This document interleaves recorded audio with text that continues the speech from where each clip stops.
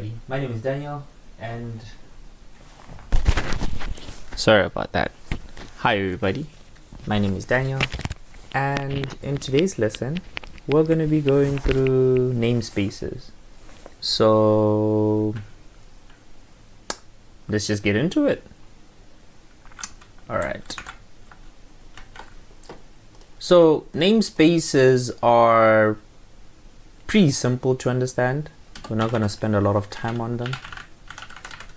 So let's just, before I actually explain what namespaces can do, let me just first come up with some form of an example. Okay, so if for instance you wanted to have a function, right?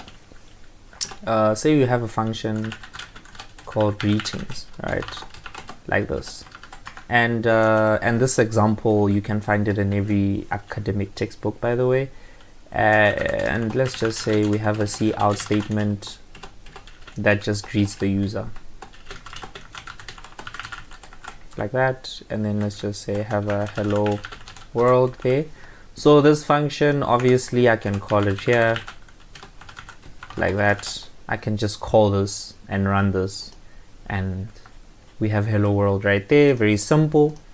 However, if let's just say I wanted to have another function and I wanted to call it greetings, but I wanted it to greet hello people of Asia, for instance, and hey, I want to call greetings as well, right? I'm just gonna call greetings here too. So I'm just, this is for this and the first one is for that one.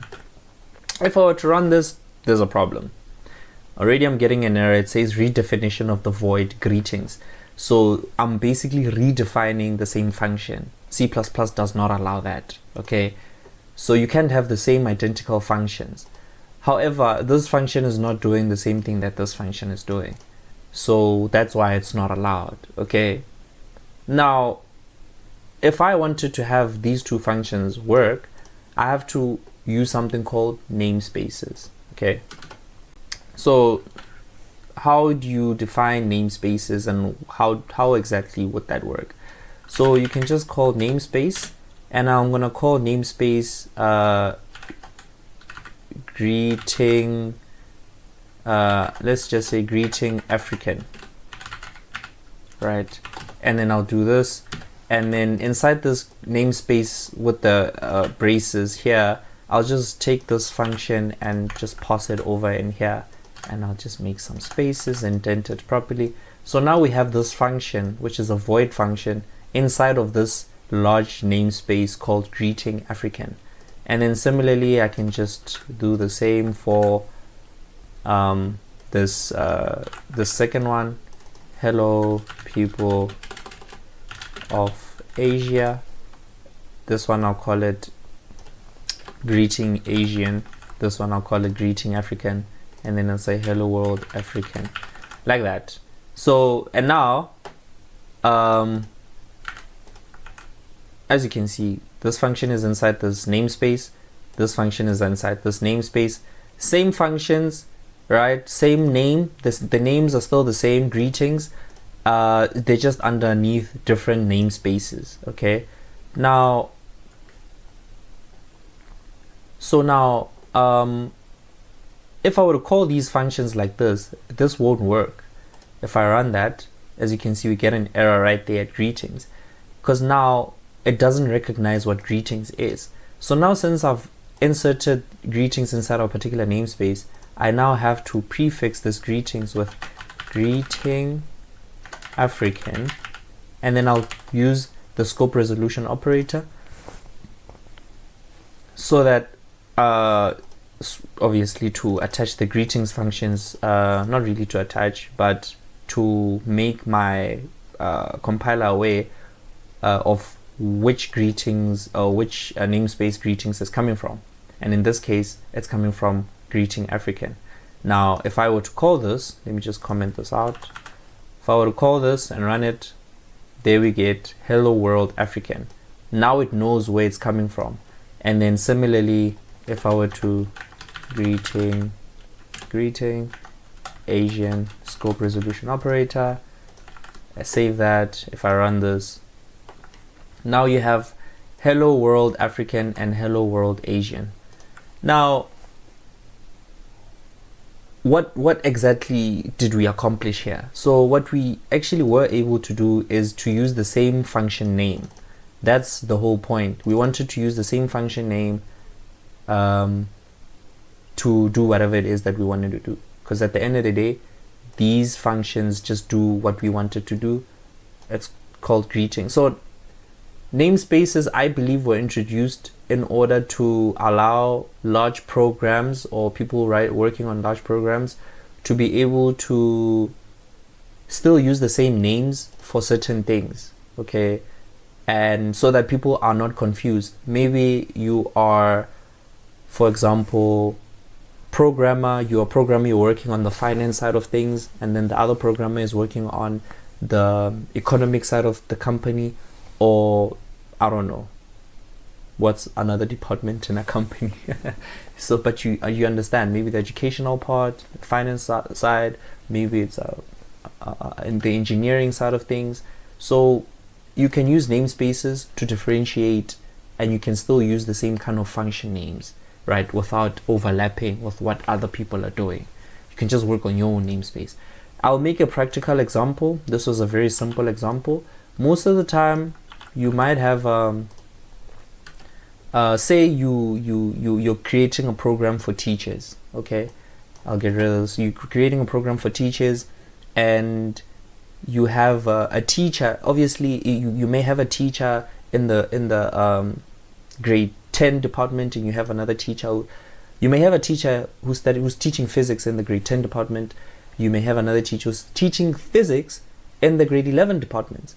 How are you going to differentiate them? So you can have a namespace, but before I do that, let me actually create the class. So you can have a class and call teacher physics, right? And then this physics teacher, you can have a teacher constructor right here. I'll create a constructor, and then I'll just std cout. Okay, actually let me not do anything with the constructor. Let me actually have a function called greeting. Oh, greeting is too generic, but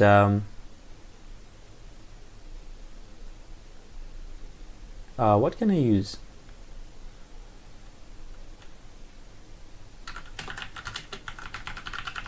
Maybe the teacher's about to give a statement, right? And then std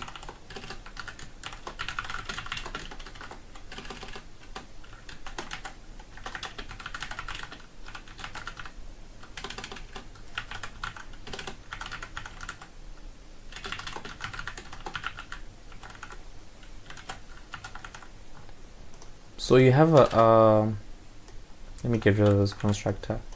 So you have a class, it's called teacher physics, and this is for grade 11s, but then you might also want to have another class where it's also a teacher physics, but it's for grade 10s. So you don't want to have to, whenever creating a class, say grade 11, and then here you say grade 10 or something like that. It makes it look unneat, okay?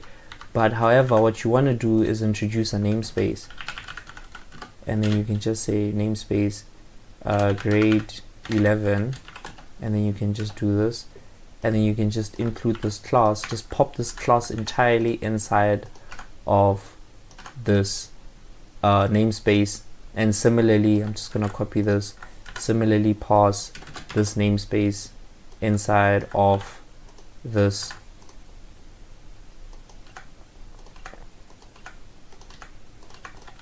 This is going to be for grade 11s, this is going to be for grade 10s, and then basically these are the same. Now this program will be able to run if I call the physics.statement, right? And here if I say I teach physics grade 11, and then this one I teach physics grade 10, I'm going to be able to actually use this in my main program. So what I'll do now is that I can just declare instantiate the class. So how I'm going to do that is I'm going to say, I'll start with the grade 10 one. I'll say grade 10 scope resolution, and then teacher physics, right? And then I'll name them Daniel, right? Actually like this. And then same thing, I'll instantiate the grade 11 teacher, and I'll name them Jumpman. They're both teachers of physics. They have different names. And then from here on, I can actually start calling the functions. But before that, oh, let me just stop my program. Let me run that. Okay, we actually have a problem. Semicolon. What did I do? Oh. So you need a semicolon after your class, right? So just add your semicolons, and then my program now runs. Of course, I'm not doing anything yet. Now here at the bottom, let's actually do something with this. Let's just say Daniel dot statement. It returns a void. I'm gonna run that, and actually let's just call Jumpman dot statement as well, and I'm gonna run that as well, and run the program. There's a problem. It says void private within the context. Let me actually make these things public. Oh, what am I doing? Oops, I'm absolutely making a mess. Make this statement public, guys. Don't forget, this is a class. So I'm gonna do that, and I'm gonna run this again. And then there we go. Now it says I teach physics grade 10. I teach physics grade 10. Okay, what mistake did I do?